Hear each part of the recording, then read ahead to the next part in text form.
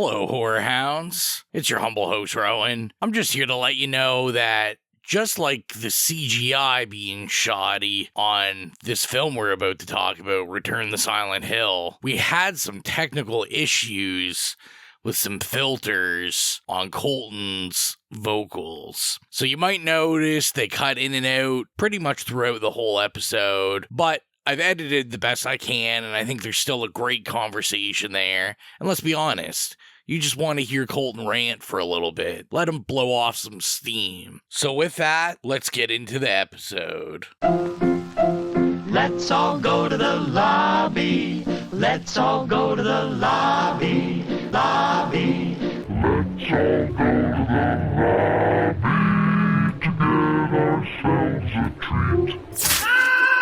Hello, horror hounds, and welcome to Now Slaying, an It Slays podcast production where we break down the latest and greatest in the world of horror. I'm your not-so-humble host, Colton. I'm Rowan.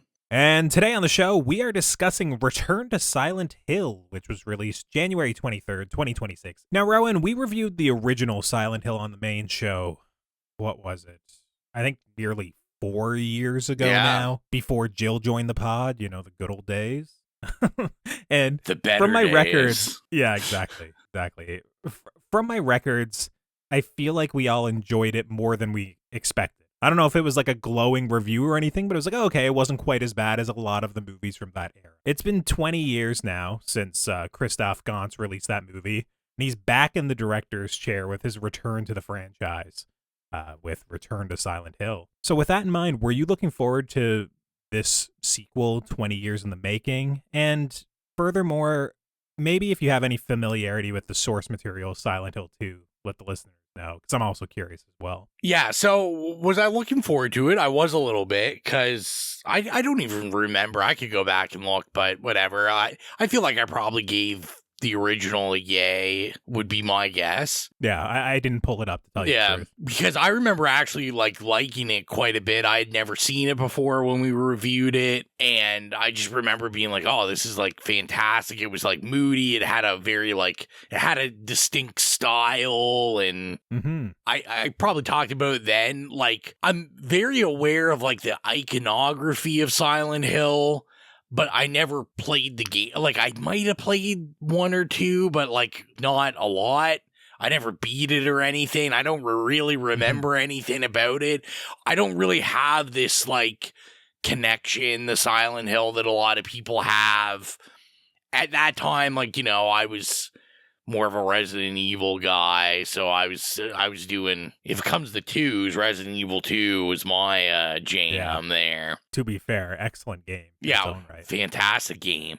But I will say, this is a game, the first and the second one, that have been on my radar to revisit. Because I feel like these got remade, the video games, did they not? The second one was remade last year. Yeah, okay. And it's a pretty faithful adaptation, at least in terms of going for what the original game was going for. Obviously, it adds and expands on certain things. Not everyone's the hugest fan of certain elements, but I mean, it is a faithful retelling of the story, what I would say. Yes, my only gameplay experience that's really in my mind is, I think last year I played the Silent Hill F that had come out, that was which was a shorter game, but I think it was a teaser for the full version of the game that just got released, right? So that one was Silent Hill F, the one that was set in Japan.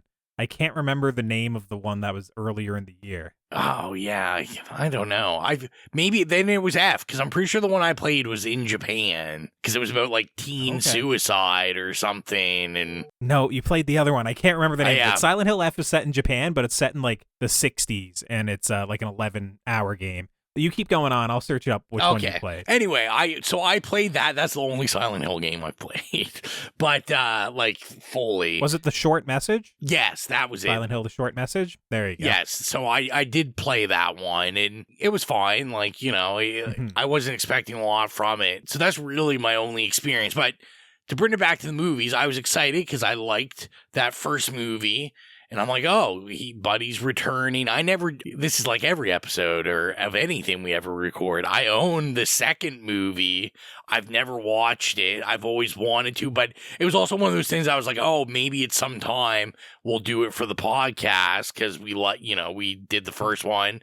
Most of us are gamers. So yeah, I was just excited for this guy to come back, and I always kind of understood it that it was like a second crack at it to be more faithful video game wise than maybe the first one was. We'll talk about whether that's a good idea or not. But what about you? You said you've played it. Like, were you excited that he was coming back to this, or are these near and dear to your heart? I feel like my lead up to this movie's release was a little bit tainted.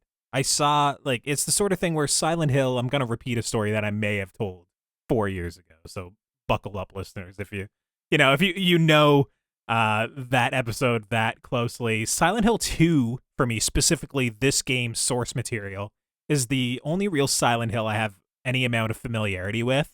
It was one of those when I was growing up, I would have like sleepovers on the weekends with friends. And there was one friend who his parents were kind of like the cool parents that they loved playing PS2 games, loved playing horror games.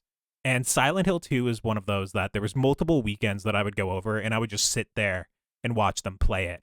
And it was the scariest thing that I've ever seen at the time. I remember it was just like watching them go through like the hospital scene or the hospital level. I remember them basically wandering around in the town with all the fog and the monsters in it, the radio crackling, like everything about it. It was just so unnerving. And as a kid who basically hadn't experienced really any horror up until seeing that game, it was just one of those like formative horror experiences. Like, this game is scary as all hell. Then over the years, I actually never played it for myself. I consumed like a lot of video essays about it, listened to podcasts where, people speak about it in very high regard, and even watch Let's Plays, like those sorts of Let's Plays where they play through the game and they explain everything like metaphorically about it, like why this is constructed in such a way or what this means. Like, the very like deep, Let's Plays where they take hours upon hours to play the game to explain everything. And I really enjoyed kind of consuming all that content. But with the release of Silent Hill 2 Remake last year, it was really the first time I ever really sat down and played the game for myself. And I absolutely loved it. It was the sort of thing where, sure, like the combat got a little repetitive at times. And the dialogue, a lot of it was really faithful to the original game. So it was dopey in this almost sort of charming way. But the way that Bloober team kept the original PS2 games like narrative intact, in my opinion, should be applauded. And then the way they fleshed out all the characters and kind of modernized certain aspects to it, so where we like truly got to intimately know them, I thought it was just well handled. It was nuanced and it was very disturbing. So yes, now that I've experienced Silent Hill 2, I was looking for how this would be adapted. But very early on in this process, like kind of like months after I beat Silent Hill 2, finished my, my playthroughs with it, it was the sort of thing where I started to see like screenshots and stuff. I don't know if it was even leaking. I don't know if they were like releasing like production stills, but it was just like everything about it was wrong right from the beginning. It was like, oh, the guy who they cast as James doesn't look like James. Oh, the actress for Maria, like she's wearing a really bad wig and, looks strange. It was like there's a bunch of like green screen areas everywhere in it where I was worrying already about like, are they going to be able to actually execute this at its budget level to make it look good? So right, like for probably the past, I would say 8 to 9 months, I've basically had this idea that Return to Silent Hill was coming out. It was adapting source material that I hold really close to my heart now, and I think it's really impressive for a video game story, but I was really, really worried about it.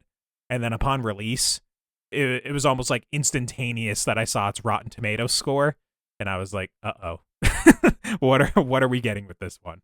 So yeah, it was the sort of thing where I was looking forward to it right as soon as I finished the game, but after I saw kind of a peek behind the curtain on how it was being made, and even though Christoph Gans was returning, I didn't have too much faith in where this was going when I went into it. Yeah. Long-winded way of saying I was hoping it was going to be very good, but everything I saw leading in, it didn't seem like it was going to be that way.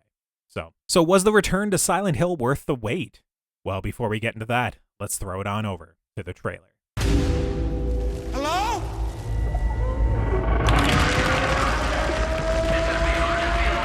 You're not from here, are you?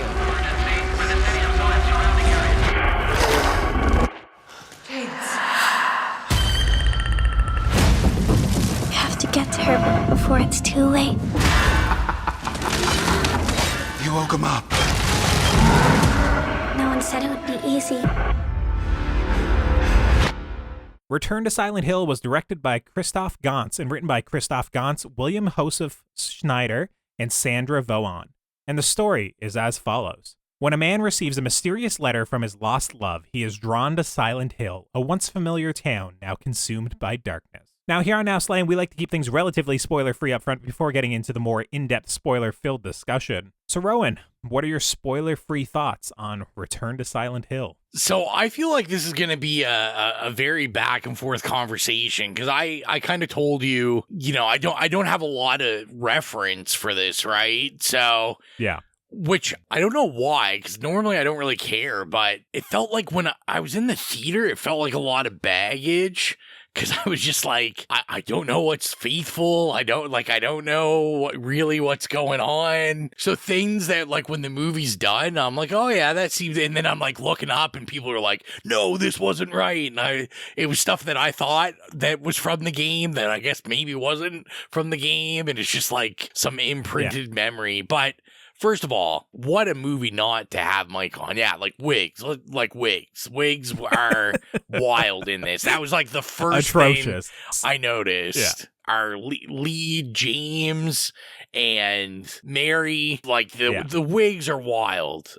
Just absolutely insane in this, which sometimes is good, I guess, if there's like this wildly, like if it's more of a bad, funny vibe for the movie, not something that's like takes itself so serious as this one. The first thing I noticed off the bat was kind of what I brought up in the intro was like that original Silent Hill movie, like had a mood, had a style that was like so unique and just like, whether it's faithful or not, like it went with this look and I thought really worked. Where this, I was like, this just looks bad. Like it looks cheap. Everything in this movie looks like there was no budget behind it. Like this is when I make the joke of Tubi exclusives, like this is what I would expect it to look, which is wild because anything I had ever heard about this movie being made was that it was this huge process because they were being very sacred with the property and the company wanted more oversight because they wanted it made the right way and all this kind of stuff. And I think at the end of the day, it really hurt overall. Just I think the issue is so much of this I felt looked like a video game, and I'm not there to watch a video game, I'm there to watch a movie. Because there's lots of scenes in it, and I'm not talking about scenes where we go into some weird first-person view, but there's just like stuff they do that I know they're trying to call, I know you're trying to call back by having like a crane shot above and stuff like that. So it like kind of looks video game-ish. But I was like, other than I'm like, oh yeah, this looks like you're referencing a video game. Like it serves like no movie purpose. It doesn't look good. It wasn't, the look really threw me off. And obviously, like I said, the CGI looks terrible. Like it really confused me. And it's just like stuff like I thought the monsters were a downgrade from the first one that Christoph Gans, is that his name? Yeah, Christoph Gans. Yeah, I'm not sure, to tell you the truth, if it's Gans or Gans. Gans, yeah. G-A-N-Z. Yeah. Like, I thought they were all downgraded in this. Like, they don't look as good. This is like, to me, when you just hire a director, like a director for hire, and you're like, yeah, I need you to make this video game movie, and as quickly and cheaply as possible. I thought the beginning was a mess. I thought getting into Silent Hill, as someone that doesn't have any reference for the story, you're just kind of thrown into it. I don't know what's going on.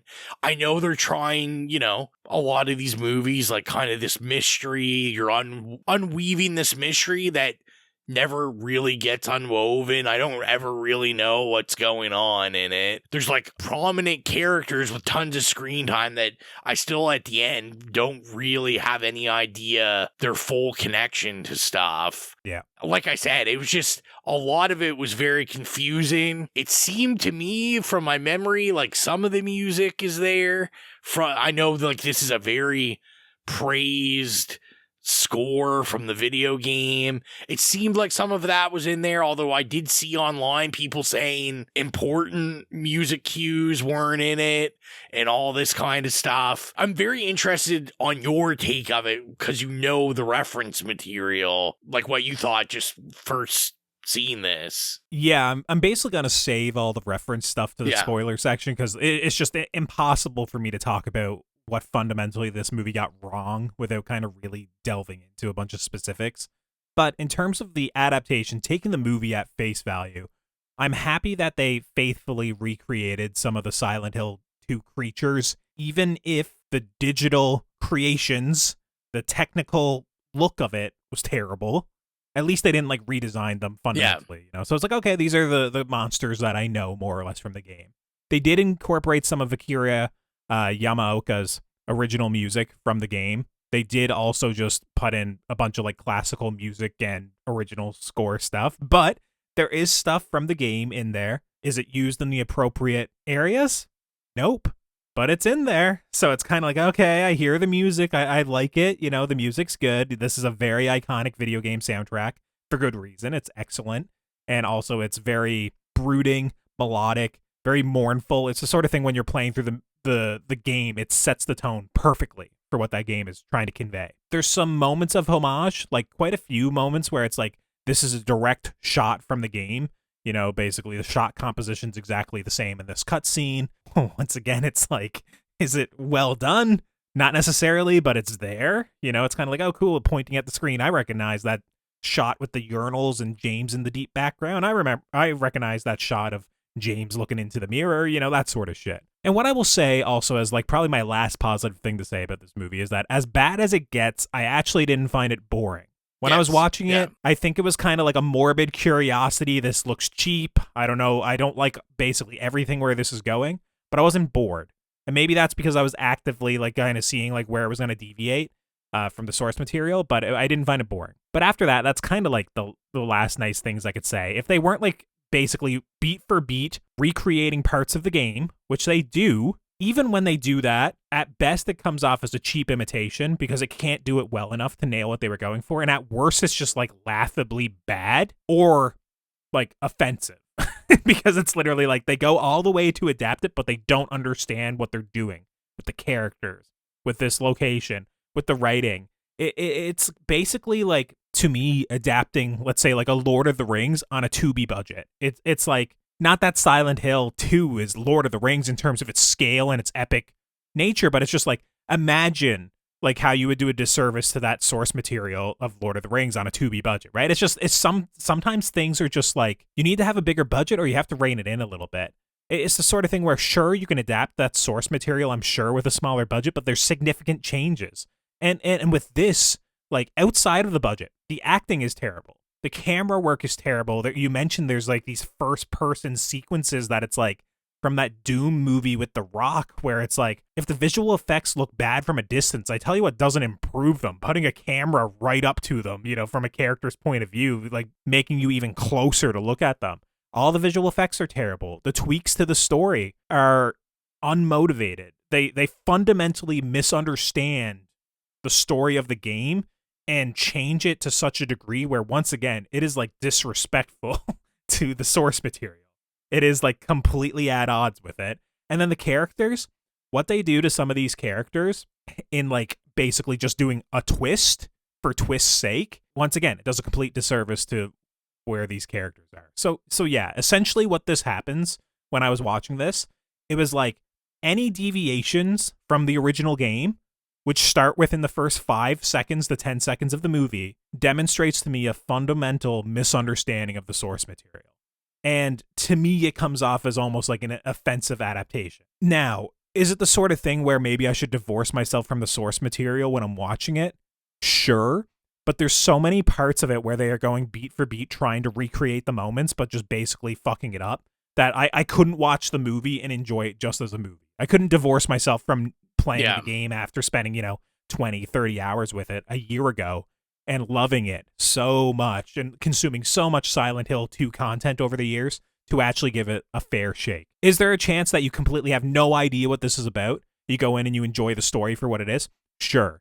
But at the end of the day, it's like, you should still notice that the acting's bad, the camera work's bad, the visual effects are bad, the characters that are there, you're not giving what the whole scope of the story is. So like, I was watching it and I was like, this is one of the first movies in a long time. I was actually like, I was angry leaving the theater where I was like, I can't believe they did that. And I happened to watch this. It was the very first screening here in town.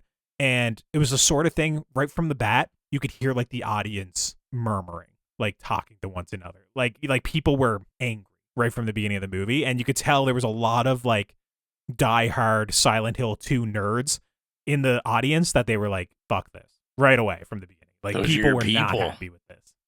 Yeah. I don't know. Well, and see that it's kind of funny because, like, I don't know, Hannah Emily Anderson, I thought she was charming. Like, other than the terrible wigs, like I said, it was really hard for me just because I had no reference to any of the source material. Mhm. I guess I was like I was confused. I wasn't put off by it or anything. I was just confused. Like, I mean, and I know you'll go more into it in the spoiler section, but like, I didn't know Silent Hill was like this whole like sexual abuse story and stuff.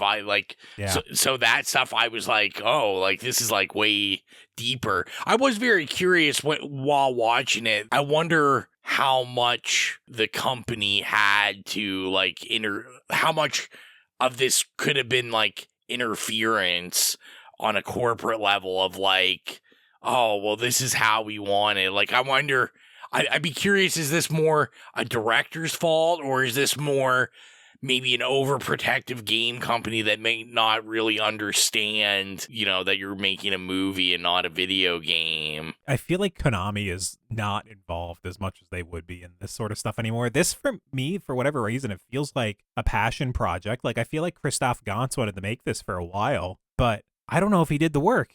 And maybe I'm wrong. Maybe he is a gamer, but this is what it felt like to me. He read the Wikipedia page. He understood like the bare surface minimum of like a guy going to a town looking for his wife. There's monsters there. And basically was like, okay, these are the character names. I have to make sure they appear. And I feel like he didn't even do the grade school delving into the themes of what that game accomplishes. And like, once again, in kind of like almost like unparalleled video game storytelling. Like, it deals with very serious themes that like most games won't even broach, and most movies don't even broach like where this game goes to in some regards. So I don't know if I can just give him a pass and say, oh, it was Konami, because I mean, Konami's not going to tell you to put a bad wig on. They're not going to tell you to make the characters look worse than what they look like in the monsters look worse than what they look like in the game that came out a year ago. They're going to want this to look amazing and make $100 million. So I'm not sure if I can fully go there with basically saying that it's Konami's fault. They're a pretty terrible company, but I don't know why they would want this adaptation of the game to come out, I guess. There are aspects that you can streamline. There are aspects that it's kind of like, I will point out in the spoiler section where it's like, it's probably just me basically grasping onto something, being like, I don't understand why you changed this, and I'm angry because of this. Maybe it streamlines it for a film watching audience, but there's still large swaths of this where it would be crazy to change it in the way they do. So would you recommend people check this one out? I don't know if you have anything else that you want to say before we move to the spoiler section, but it's literally like, I feel like we should move to the spoiler section because, like I said, you have a lot of the context, and then I'll be able to talk about it more. Probably not. I probably wouldn't recommend it. Now, this is coming from me as someone with no connection to this. Just, I'm looking at this as like a horror movie. Like you said, I was never bored, and I can't really say like I hated it that much. But would I have probably, behind the scenes look, yeah, like I traveled like an hour to go see this in an empty theater by myself. Would I have I probably would have rather just watched this like on streaming at home, and I would have been fine. Yeah. There's nothing about this that tells me I need to see this like in this was in the biggest theater that they had at the Cineplex, so Wow. it was massive. Like I said, I was the only one there. It also was like a matinee, so that doesn't surprise me. But yeah, I'm gonna say no. You can probably wait till this comes on streaming. You're gonna get the same out of it, and you won't pay the $50 to go eat and pay for your ticket and all that kind of stuff. What about you? Yeah, I mean, if you're a diehard fan of Silent Hill 2, I feel like you're not going to enjoy this movie anyways. And if you're just kind of like a viewer that watched the other Silent Hill movies and liked it, both of them, even though the second one is known to be incredibly bad, I'm pretty sure, it's like you can wait for this to come on streaming. And then still only check it out, in my opinion, as like a morbid curiosity, or like, once again, you're such a fan of the franchise, you need to see if they did justice to like something you hold near and dear. But going to the theater for this, like, absolutely not. I don't even think the movie is improved in any way of going to the theater. It is probably better to see these effects on a smaller screen, if I'm being honest. Yeah. Because on a big screen blown up, it's certainly not, helping it out at all. So it seems like neither of us are going to recommend that you check this one out in theaters. And with that, I think it's time to cut to the spoiler discussion for Return to Silent Hill. We are now in our spoiler discussion for Return to Silent Hill, so if you've not seen Return to Silent Hill, it's time to tune out and come back once you've seen the movie, or keep listening if you simply don't care. And just another note, I'm going to completely spoil the second game as well, just through talking about what they did. So if you really care about playing Silent Hill 2, or if you're completely in the dark, maybe tune out. I mean, you can kind of tell by the candor of this conversation. I'm not going to recommend this movie at the end of it.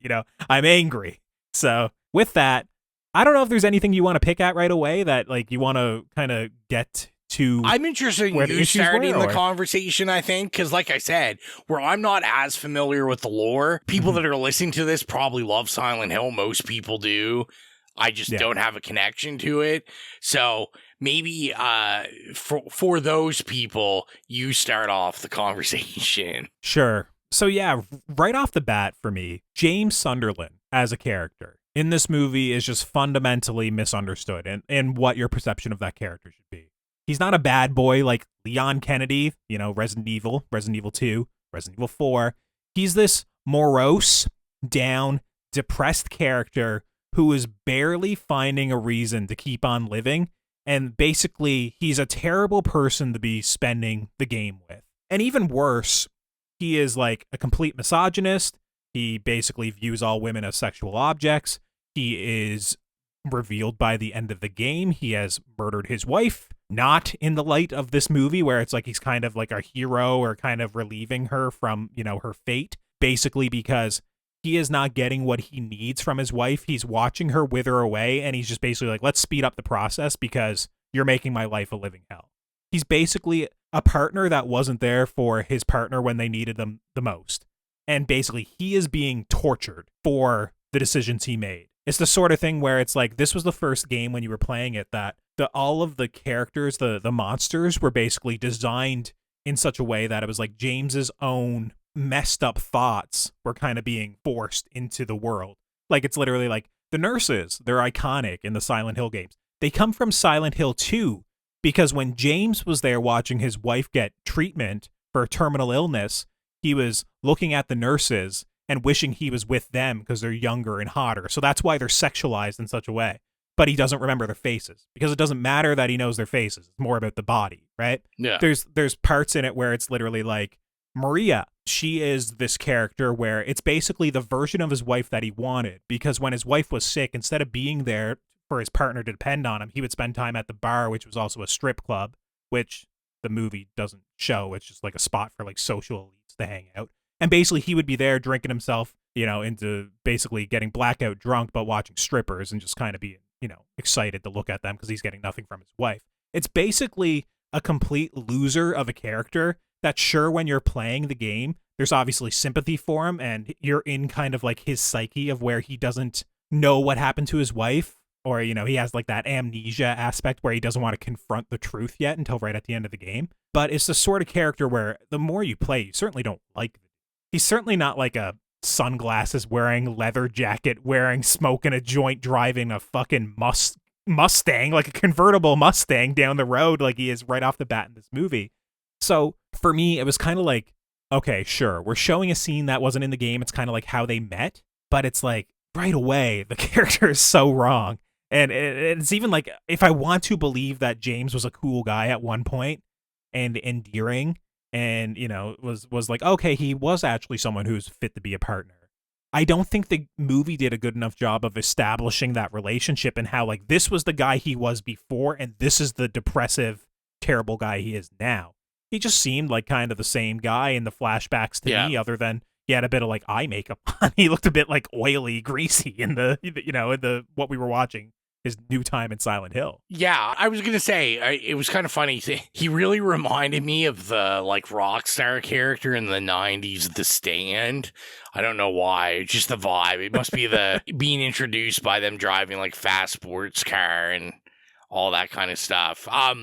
I will say I was very frustrated at this like introduction of James and Mary. Yeah. Because is this bus driver the most impatient bus driver on the face of the planet? Like literally within and once again, like 2 right seconds, away, there's such like it's people like, don't go react just, this way. Yeah, right? no. Yeah. And that was my thing. I was like I said, I had the theater to myself, and Willow had texted me because Willow and Trevor Gans saw it the night before, and they were like, oh, we like, no one likes this movie. You guys are going to hate this movie. We're like 5-star in it. Like, we really liked it. Oh my God. I remember writing them. Like, listen, people, you shouldn't have your phone in the theater, but I was the only person there. I was like, I haven't stopped laughing this entire bus scene. I'm like, I was like, what is going on? I was like, this bus driver can't wait for her to pick her bag up for like, it's already closed. Like, what's going on here? It already starts with this just like unbelievable premise going on. And like you said, these characters acting like people don't act.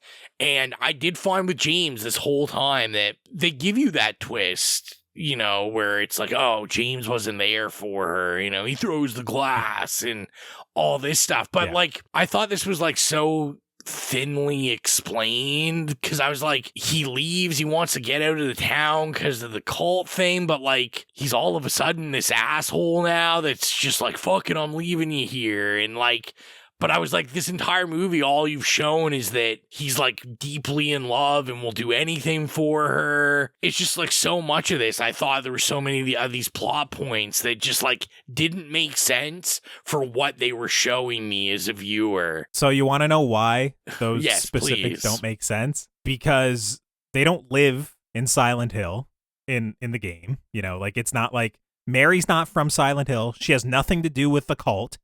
She is once again, this makes the game more tragic. She is just a everyday woman who married a guy, and she got a terminal illness, and she withered away slowly, and he wasn't there for her and grew to resent her, and then ultimately killed her so he can move on quicker because he was sick of this, you know, right? Yeah. There's nothing to do with Silent Hill. There's nothing to do with a cult, her being the daughter of a cult leader from like the first Silent Hill, the sort of thing, like basically to marry this cult town to the Return to Silent Hill, about her being fed poison and all this sort of stuff.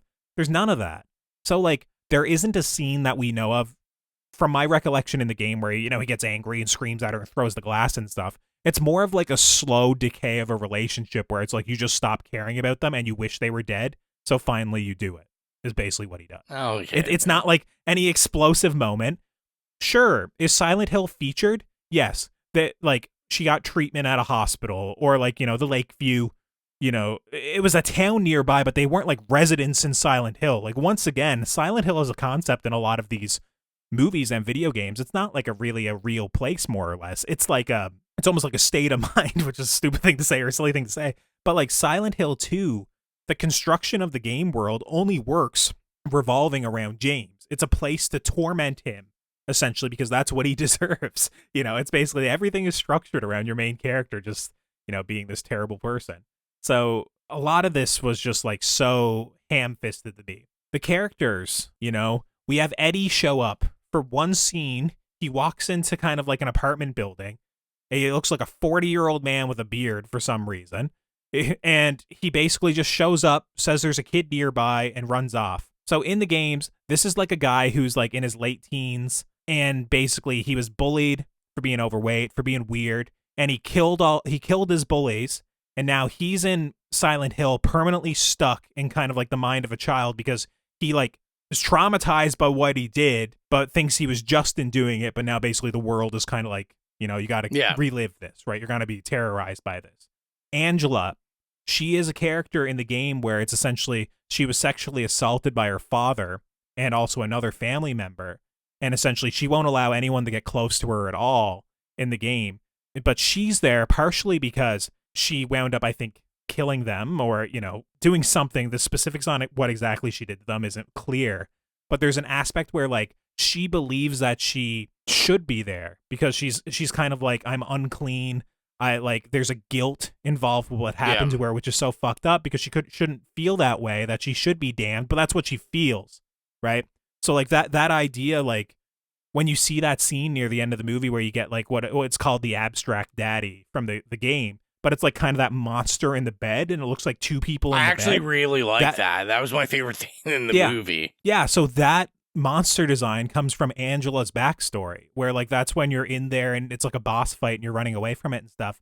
But, like, it's where, like, if you delve into the creature design and kind of the metaphors and what she's been talking about, like, that is basically, like, the image of a man pressing himself on a child.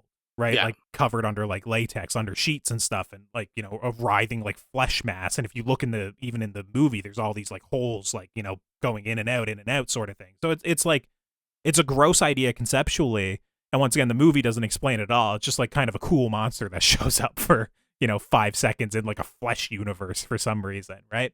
There's the young girl Laura, who she is someone who stumbles into Silent Hill as an innocent, and she's a child. And she doesn't see any monsters. She doesn't see anyone. She doesn't think there's anything wrong with Silent Hill. It's a nice place. And she remembers Mary from like when she used to be a nurse. So she's looking for Mary just because she's like, oh, is Mary still here? I always liked Mary. So it's just like all these characters, you're not given really their backstories or their stories at all.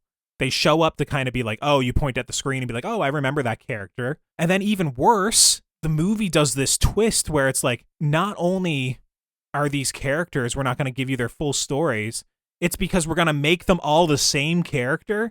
There's this dopey moment in the movie where it's like, don't you remember Mary's real name? And it cuts to a tombstone and it's like, Mary's real name is Mary Laura Angela Crane or something like that. Yeah. And it's just like, they're basically saying all these women that you stumbled across in the movie are the same one. So it's like this weird, it's weird, like, they basically boil all the characters down in the movie into just like his wife. And I think like conceptually, I can understand how that might work if it was more thought out. But there's lots of aspects of that. Like if you go back and look at the movie, it just doesn't make sense really for like these characters to be married at different ages. Yeah. It's just strange. Then also it's like Mary's his wife in the game. It's his wife, right? In the movie, they don't I don't think they're married. I think they're just like dating or something. It seems strange. Like I don't think he referred to her as his wife. No, I think just always looking for Mary. I think they're just dating. And to me, or at least what it seemed to me is the movie conveyed like it wasn't even like that long. They might have been together like a year or two. Because I mean, they even show the scenes where they're like at the bar place and you're kind of being introduced to the cult members and stuff. And which once again, not in the game, right? It's like they go to this bar and it's like everyone looks like they're out of the Hunger Games or something. Yeah. They got like funky costumes, weird colored hair, weird haircuts.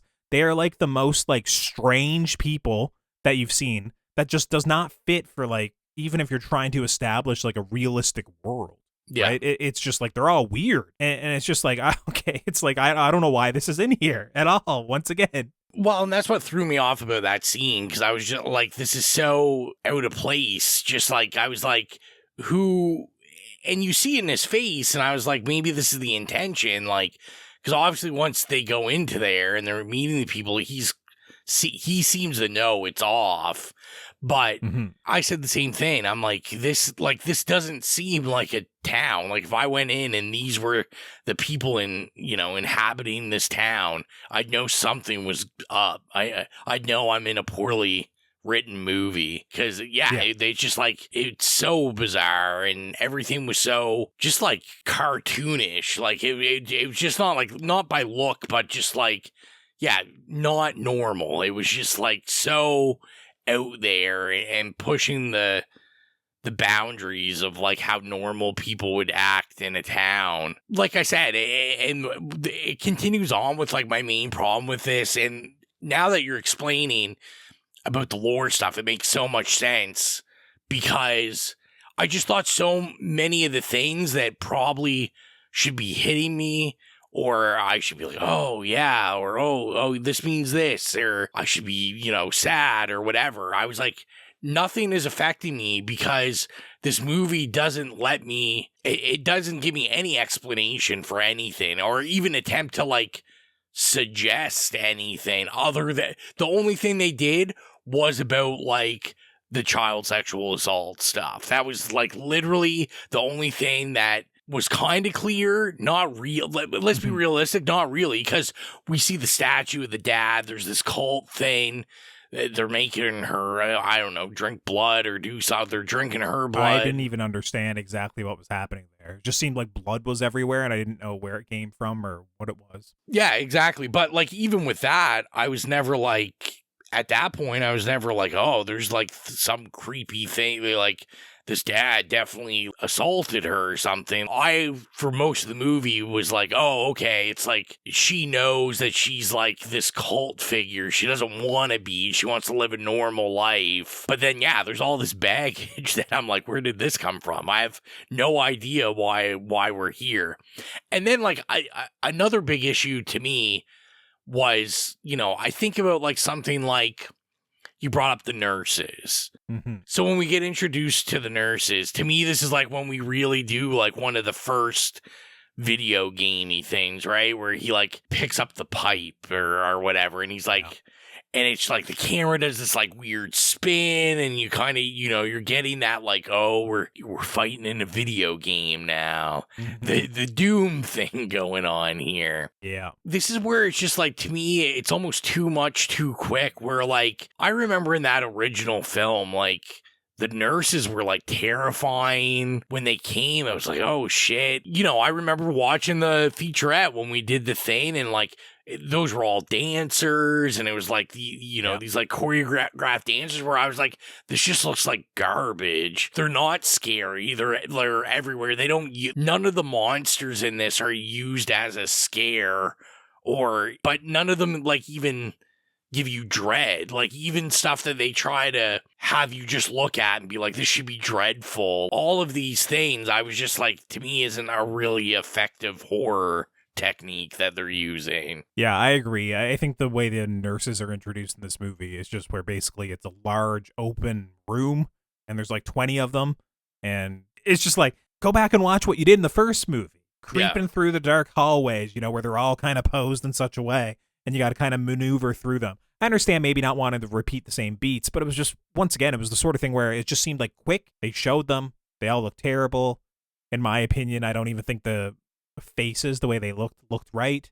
And then, he's just beating them with a pipe, because a pipe is one of the iconic weapons in the game. Like, it was just like, okay, cool. Like, that's what we're doing. Pyramid Head. Yeah. Do you understand what Pyramid Head is? Or, because once again, Pyramid Head is from Silent Hill 2. Right? They use him as like the hero of the franchise, or at least the face of the franchise. He pops up in everything. But like, realistically, Pyramid Head is incredibly linked to James Sunderland, like that character. That's where that creation came from. I think the movie did a very bad job telling you what it was, but maybe you got it. I'm not sure. So I did get it, or I think I got it, that, Pyramid Head is him, just because I realized, when he looked in the crack, they showed his face in the thing, and would also kind of make sense to me if in the game he killed his wife, because like Pyramid Head like kills Maria. Yeah. Kills Maria. So that made sense. But it was like, even with this, like, Pyramid Head has done so much better in the original movie. Oh yeah. Than this. He's not menacing, he's not scary, like, it's not even weird. Like, at least the dad monster thing I understood the implications of what that monster was. It looked weird enough that I'm like, oh, this is like kind of like this is cool. Not that the theme's cool, but like I know cool. what you're saying. It is a inspired monster design. Yeah, for sure. Where this, I was like, you've got this iconic thing, and it just seems like you kind of wasted it. It's just like he's there, and then it's kind of whatever. He's not really like the big reveal to me that it really should be. Where I think they were very successful in the original movie, where he was the big reveal in the movie, and it was extravagant and very like theater-esque. And it's just like, I think he like degloves someone in that movie, like rips all the skin off him or something. Like I remember being crazy. Yeah, exactly. And this, unfortunately, this just wasn't it. Yeah, Pyramid Head in the game, he's a manifestation of James's guilt. It's kind of like, the idea of having this weighing on your shoulders so much so that you can only lumber along, right? You can't do anything else but kind of be trapped in this kind of guilt. And it's almost like the world of Silent Hill is trying to push James to kind of like force him to confront what he is, right? He's a monster, and like, look what he did, right? That's kind of like what the whole world is supposed to be doing. I didn't know if the movie was that explicit. I mean, that is probably one of the few parts of the movie where they leave more so the image and, kind of the filmmaking to kind of convey that without explicitly saying like, oh, Pyramid Head is me or something like that, But, it was a moment where deep down in that labyrinth, some of it conceptually, I liked what it was doing, but once again, it was just like poorly, I thought. Yeah, well, I was going to say, like, one of the things that I thought was funny, because some of the set pieces, like the world, I thought were like cool ideas, but I was going to say, like, unfortunately, you just couldn't pull any of them off. I felt, the only connection I felt this really had with any Silent Hill was I did feel like I was looking at PS1 graphics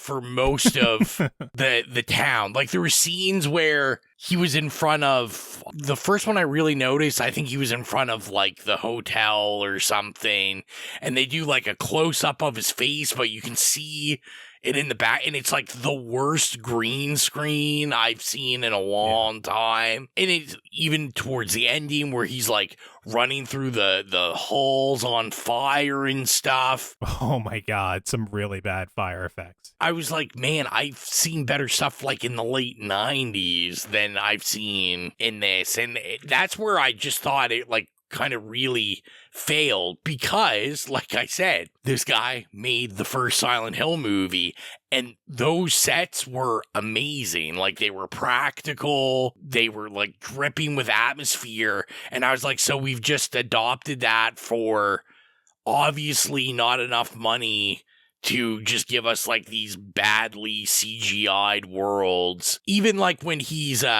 standing in the town and then the town goes like, into hell mode or whatever. Like that looks terrible. I get it's supposed to be foggy, but there's also stuff where I could tell was just like bad shading and it was too dark because there's stuff that I should be able to see that I can't really see. And this is where when we were talking about do we recommend it, like this might be stuff you can get away with better on a smaller screen than in a large theater. It's also things that you can get away with in 2006 because we say this a lot on the show where it's like, oh, the graphics look like a PS2 game, the visual effects look like a PS2 game, or, it's like, oh, this is like, it looks so old and dated. It looks like it's from, the 90s or something. The visual effects in this movie, I truly believe if you put them next to the visual effects in the first movie, and I'm talking about like the computer generated aspects of it. Yeah.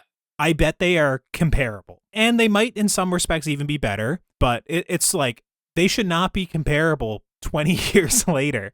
And what's even more annoying to me is a lot of the creatures, a lot of these environments, a lot of these locations, like as we mentioned again, like the hospital and the hotel and all these things, they are places that were lovingly recreated a year ago on a PlayStation 5 game. And I'm telling you right now, the assets that we see in that game with, once again, the proper lighting and the proper framing look great. And sometimes they even look photorealistic. You could have taken some things directly from Konami, from the developers, and used them as like a basis to get started, and it would have looked better already. Now, I understand that that's not how, like, post-production pipelines work. That's not how visual effects work. But what I'm saying is you have a fucking great starting point from a year ago on basically everything in this movie visually, especially in the world of Silent Hill and, like, the Hell world and all the creatures and stuff. Like, that all exists from a year ago in great fidelity. So it's just, like, I just can't really give a pass, like, any of it. And the only, like, part of the whole movie that I was like, as someone, if you were completely foreign with the idea of Silent Hill 2, I was like, maybe condensing this child, Angela, and Mary all into one character might be an effective way of storytelling without telling the ending of the characters.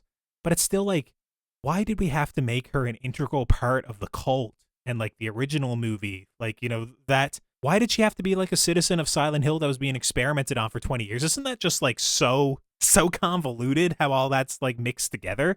Why couldn't she just be, like, someone who had, like, a tragic upbringing, but, you know, found someone that was hoping to support her and start a life with her, and then basically they let her down? Like, isn't that so much more, like, tragic and, like, more, like, just more to pick at, like, on a character level? Yeah. I just, this, all the cult stuff forced into this, like, and just, once again, just the handling of everything was just so bad to me that I can't look past it.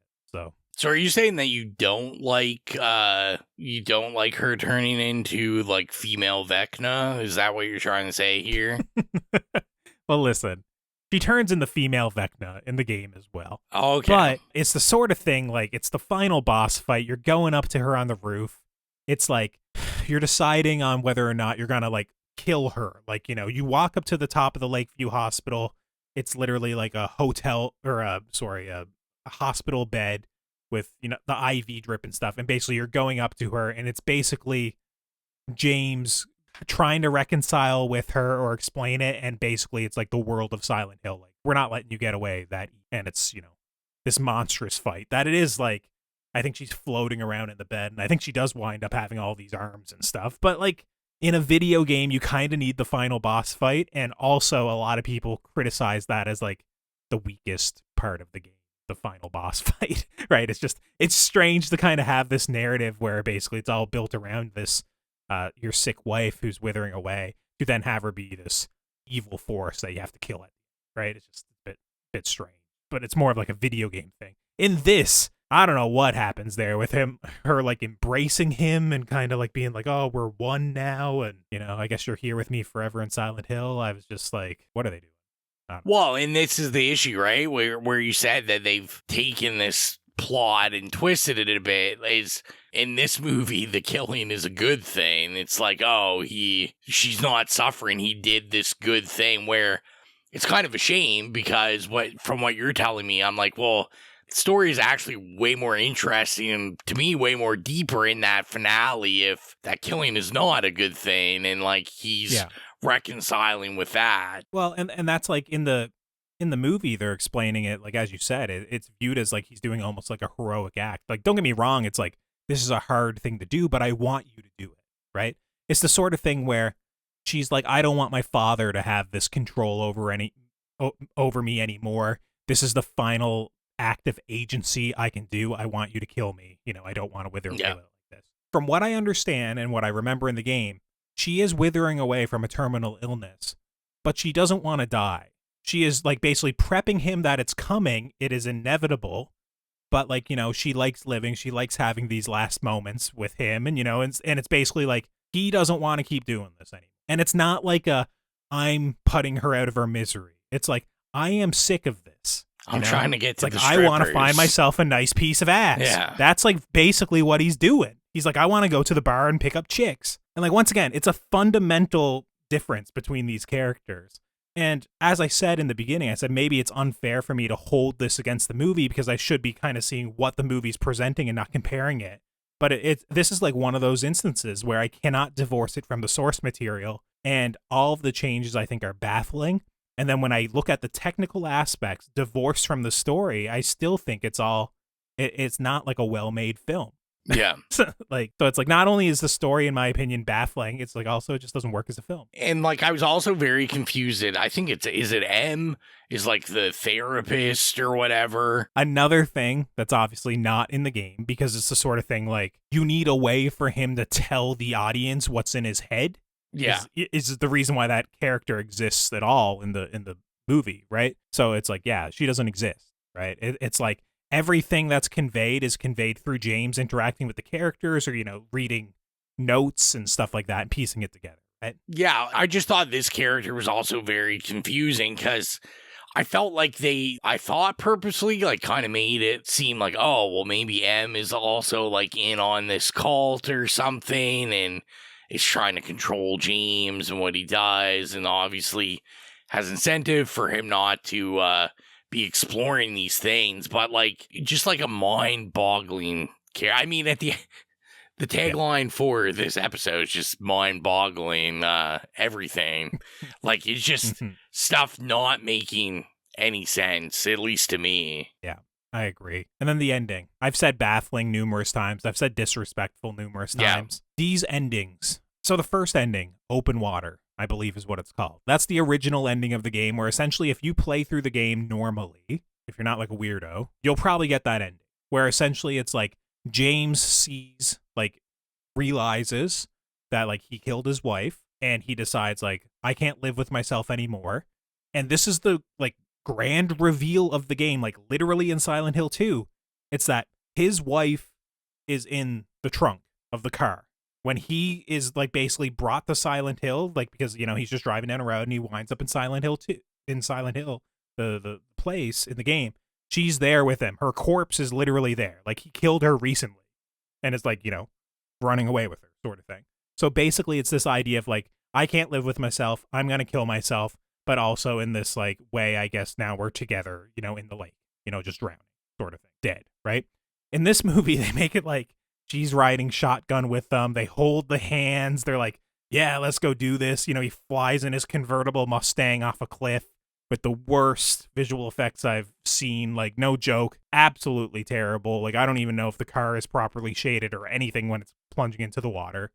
And they don't settle on that ending, which already I think is, like, poorly done. They then cut to, like, an alternate reality where, once again, in the logic of this movie, they drove to Silent Hill and had a life for a few months together, or a few years together, and then this happened. They, like, turn around and drive to the nearby city to kind of get their happy ending. And I'm like, so this, like, once again, for me from the game, it's like, so this wife-killing misogynist who looks at all women as basically like an object of, like, how to satisfy him, like, as an object for sexual gratification, drives off into the sunset with his wife, who is far too good for him anyways, like, basically, once again, like, that I know.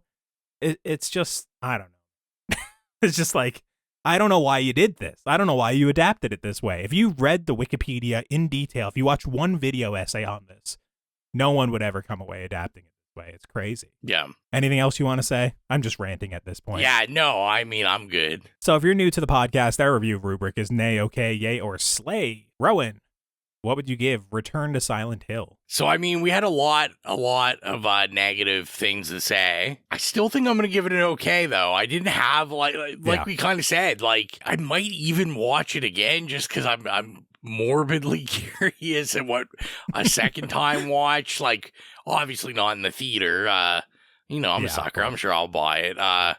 But just to see, like, what a second time viewing would be like on this. I was interested. Like, I was watching very intently and intentionally, and I was never bored, that's for sure. That might not be a good thing. Like, I might have laughed a lot at lots of bad wigs and bad graphics and all that, but I guess it kept me somewhat interested, and I didn't like this wasn't like pure absolute garbage to me, but I also don't have that connection to the game or know any of that lore to be as angry as you about it. So I think I'm gonna end with an okay on it.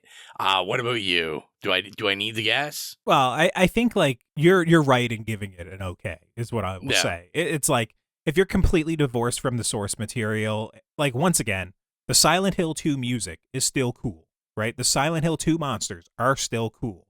The twist of him killing his wife and that sort of stuff as a story is like, okay, it's still an interesting narrative. It's just like, for me, it's just all the other filmmaking and just, I don't know why you would ever adapt such a beloved game and change it so fundamentally.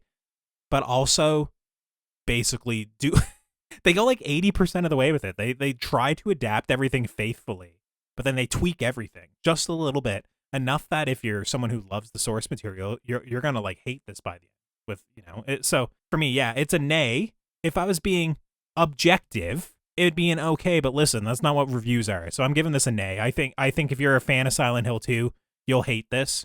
And if somehow you made it to the end of this podcast and you haven't played Silent Hill 2, hopefully the way I spoke about it is like, yeah, you should go check out a Silent Hill 2 remake if you're a gamer. Like that is the way the story should be told. And I think, I thought it was a great way to tell that story.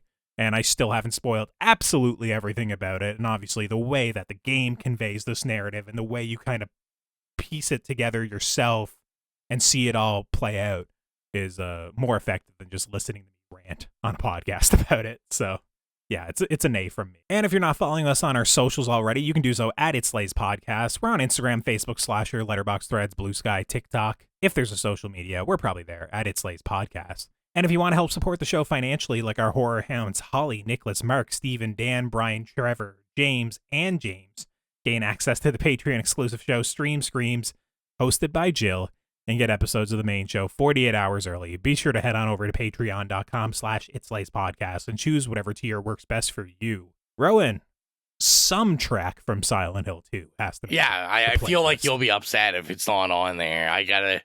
Yeah. As soon as we're At done least recording, one. I have to go put it on, so you're a happy boy. So Thank you. if you want to hear that, you can go to the It Slays Podcast horrific playlist on Spotify.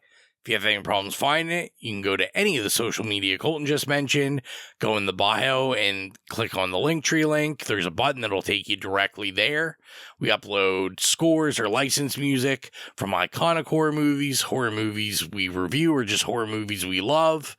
We update it regularly, so get your, give it a follow and get your spooky music on, because why the hell not? And next time on the show, we are going to be back with Sam Raimi's new movie, Send Help. And we're flirting with the idea of covering another video game adaptation. It's Markiplier's movie, Iron Lung, which is an adaptation of a little indie horror game. So we'll see if we go through with that, but definitely we're doing Send Help. Yeah, for sure. And with that, I think that about wraps things up for this episode. So until next time, I'm Colton. I'm Rowan. And as long as you keep listening, we'll keep slaying.